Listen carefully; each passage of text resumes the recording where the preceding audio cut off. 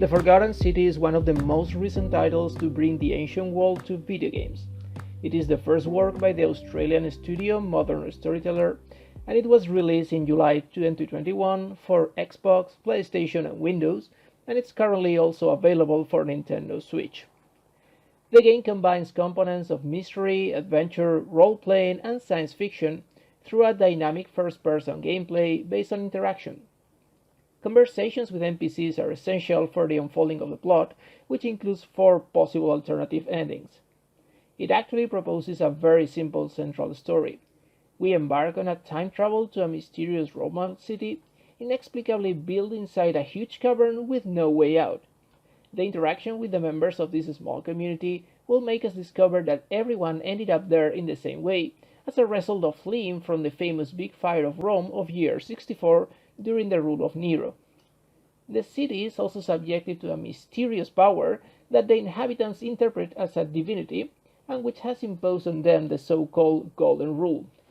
That is, the moment any individual carries out an illegal act within the community, all of them will suffer the consequences in the form of creatures that show up to turn all the inhabitants into golden statues, similar to those that decorate every corner of the city. Luckily, we can resort to the same time travel that brought us initially and get back to square one with our memory and inventory intact, establishing a Groundhog Day time loop dynamic for our play. So we have narrative dynamics of time travel, time loop, interaction with objects, and conversation, all to pursue the central objective of the game, which of course will be discovering how to escape from the city and return to our time. Now, why is this game different from previous titles that display the ancient world? To begin with, because of its unusual format. Antiquity in video games has been predominantly represented through strategy, economic simulation, or construction, and also through first or third-person action-adventure formats. The Forgotten City represents a proposal that breaks with several of the traditional narrative commonplaces. For example, the use of first-person perspective in such an interactive gameplay is by no means usual. The only precedent I could find, thanks to the help of Alexander Vandebol, is Medusa's Labyrinth, a small horror game with a much lesser interactive content.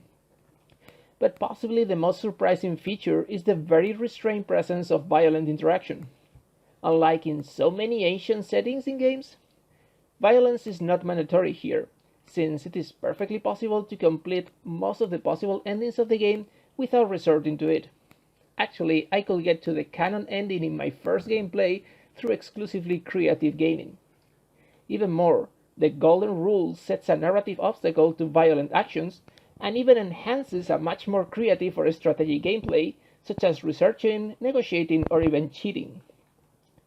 A second interesting aspect of this game as an exercise of classical reception is the peculiar nature of its authorship. The Forgotten City was originally developed in 2016 as a mod for Skyrim.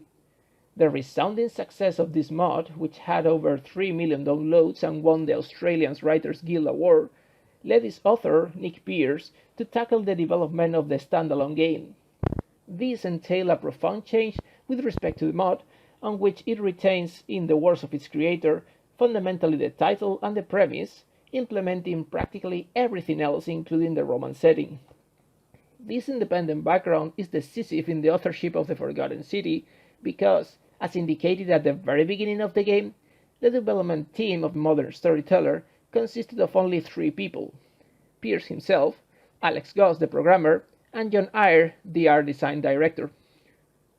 This is diametrically opposed to the work model of large studios, which usually coordinate different teams and accumulate ranges from 400 up to almost 1,000 people working on the project, apart from subcontracting, of course.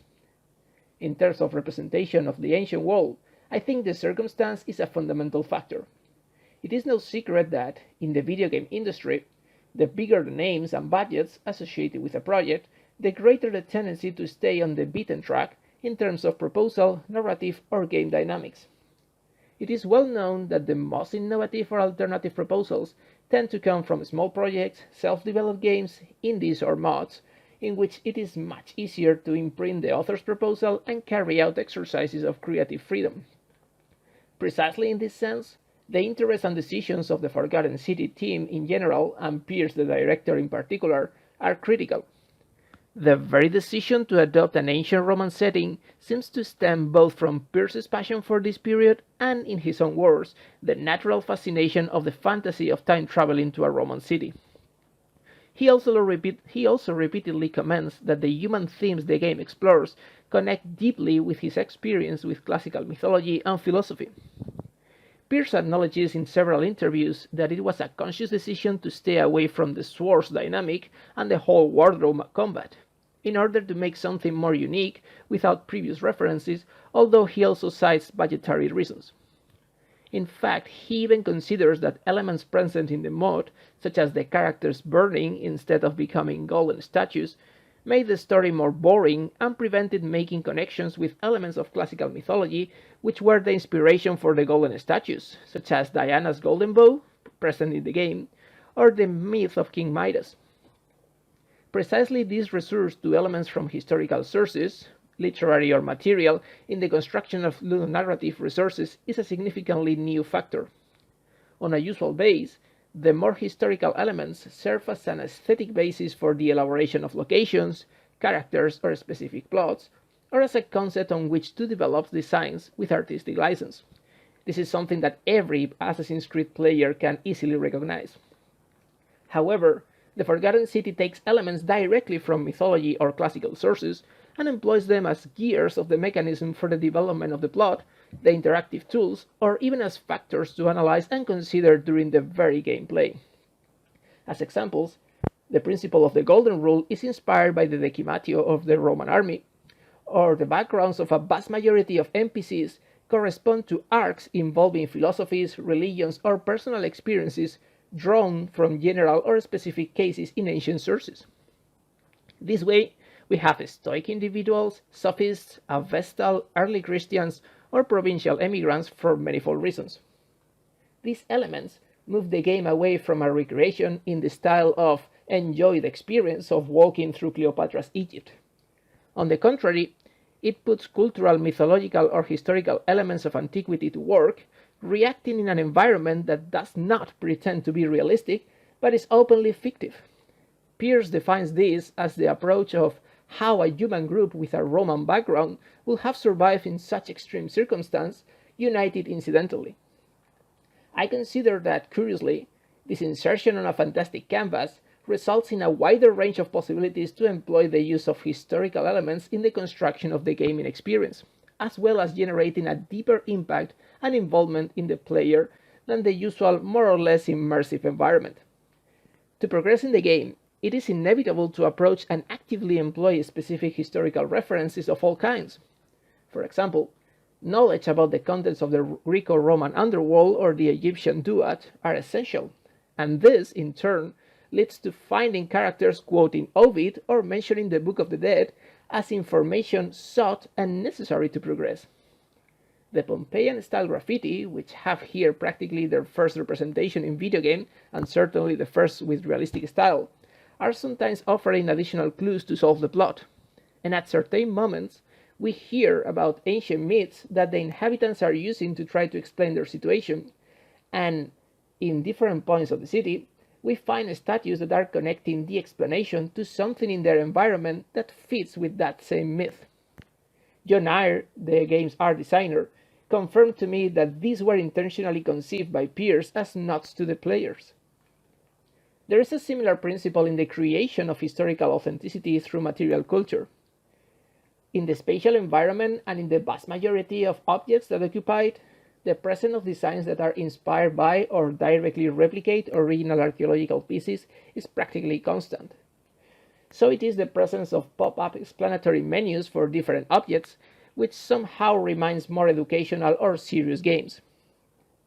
Now, developers make an effort to extract authenticity from sources rather than from pop culture. A good example of this is the case of text on papyrus scrolls that can be read in different locations. In a personal conversation, the archaeologist Sophie Hay, who collaborated as a historical advisor for the game, informed me that the developers were particularly interested in knowing whether papyrus scrolls were read vertically or horizontally, as they had not been able to identify any historical source to indicate this. Hay told me that she delved into her own documentation to conclude that any representation of this gesture is always horizontal, and so is reflected in the game. If developers had recourse to non-historical visual references, this query would have never existed because, for example, a review on cinematographic representations would have possibly led them to choose the horizontal model, as it is the most commonly represented. There seems to be a conscious desire to make the historical documentation not only define the epidermal texture of the game, but also to generate components for its construction at all levels. I think this aspect is particularly clear in the dynamics of interaction between the development team and their historical consultants. The main advisor for the project was Dr. Philip Matiszak, professor at Cambridge University and famous for his books on daily life in Greece and Rome. They also worked for 3 months in the post-production with the aforementioned Dr. Sophie Hay, a postdoctoral researcher at Cambridge and a specialist in Pompeii after working there for almost 20 years with the British School at Rome. They also reached the archaeologist Claire Manning, who has extensive experience in the representation of archaeology in video games. Both Matiszak and Hay coincided to tell me how developers reached them already counting on a thorough research of written and material sources, which in turn had generated them a complex list of questions of all kinds. Both emphasized how their input was not only sought and taken into account, but incorporated into the project in a thorough and even proactive way.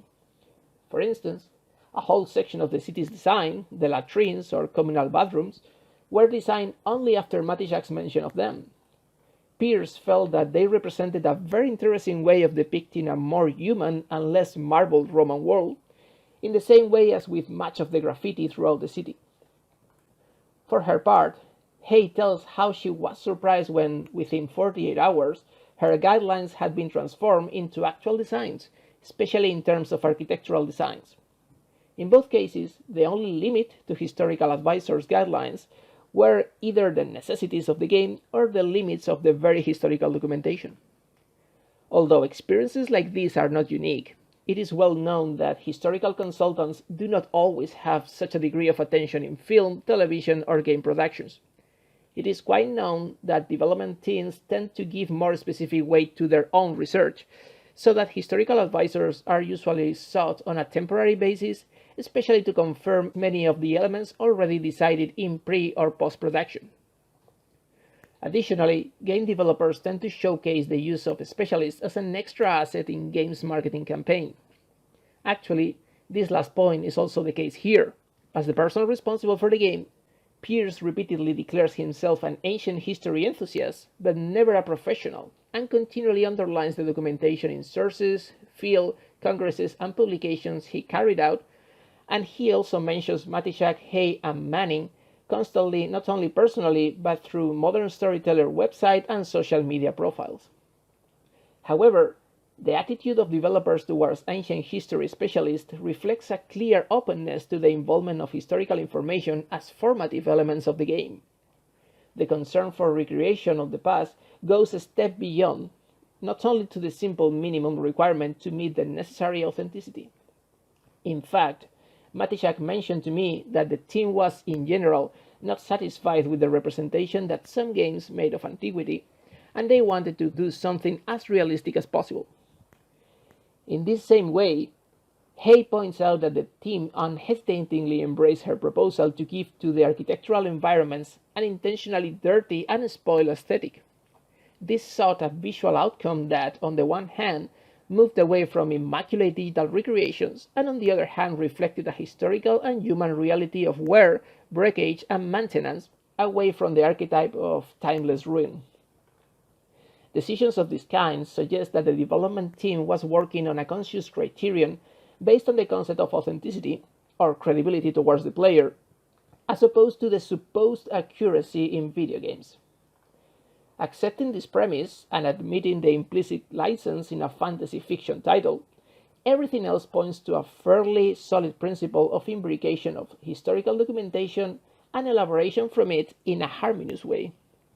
Sometimes it is easy to identify specific archaeological references, especially for a trained eye, But other times, possibly the majority of them, the design of materials, the background of characters, or the forms of social organization, ambiences and outdoors, or the identities show a content that seems to stem more from an educated extrapolation on historical references than from presentist projections.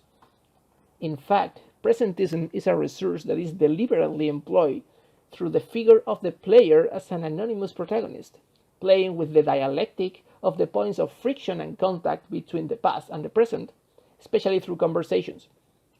I consider that this approach makes the Forgotten City a particularly interesting proposal in the field of classical reception, because it manages to gain space to include a strikingly wide range of historical elements within a relatively short and spatially limited game. It also achieves a surprisingly involved player experience, including awareness and even interrogation from the player about the historical components which construct the game. Usually, large settings which suggest a supposed accurate historical recreation generate in most players a practically touristical attitude in their immersive journey through the past. The tendency is to admire the aesthetic or scenic quality of more or less specific geographies, spaces, or designs. But the points of greatest interaction or interest with history are those moments that appeal more powerfully to the player's previous cultural codes. This is the case of the fascination for being able to climb the pyramids of Giza or interacting with Julius Caesar. The rest of the time, the historical components, even if incorporated after a deep and thorough documentation, become a cloud of aesthetic stimulus around the player, who focuses on exploration or missions based on other dynamics such as combat, puzzles, or level progression. The Forgotten City achieves a different outcome precisely because it imbricates a large amount of its historical research in the interaction and needs of the immersed player. This way, it goes beyond mere aesthetic appreciation, and even traveling through time and surrounded by golden whispering statues, the player finds it practically inevitable to keep in mind elements of ancient mythology, philosophy, or politics. In this sense, it is revealed as a means of contact, familiarization, or generation of curiosity about the ancient world in a much more effective way than the usual strategy, building, or action format. To conclude, I think it's interesting to point out how developers were aware of the limits of the type of product they were working with, and of how far they could bring the representation of the past without potentially affecting to sales. An interesting example in this regard is provided again by Sophie Hay. She mentioned to me that from the beginning of her collaboration, she was struck by the fact that the statues and busts are depicted without any color in the game. This is an aspect that has been recently under deep investigation and vindicated in the perception of the ancient world, and Hay could provide an important documentation on the issue. However, she was surprised to find that not only were Pierce and his team aware of this, but that they had taken it upon themselves to represent the sculpture without any color as a painful sacrifice in order to prevent potential negative reactions. They had been checking sources for players' feedback, such as gamers' forums, comment sections, and they discovered that color statues were perceived as jarring in the majority of cases. I personally remember reading this kind of reaction from players about Assassin's Creed Odyssey, the first game to show polychrome sculpture in classical Greece, describing it as upsetting and, ironically, detracting from the credibility of the game.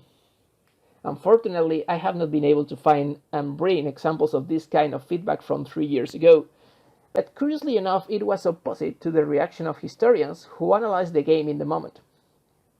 This curious situation allows me to conclude by suggesting that the success of the Forgotten City, giving a new proposal for classical reception, does not only respond to its interesting and skillful use of sources and advisors. I think it also responds to the awareness on the part of its creators that games, as works of classical reception, appeal to a massive audience, an audience which has its own channels to influence in the industry. Therefore, even as creators who could afford a deep attention to sources and the use of the past as a basis for inspiration and development, a video game that approaches to the past reaches the player as much as the player is willing to accept the way that this very same past is presented to them. Thank you very much to all of you. I really hope you enjoyed.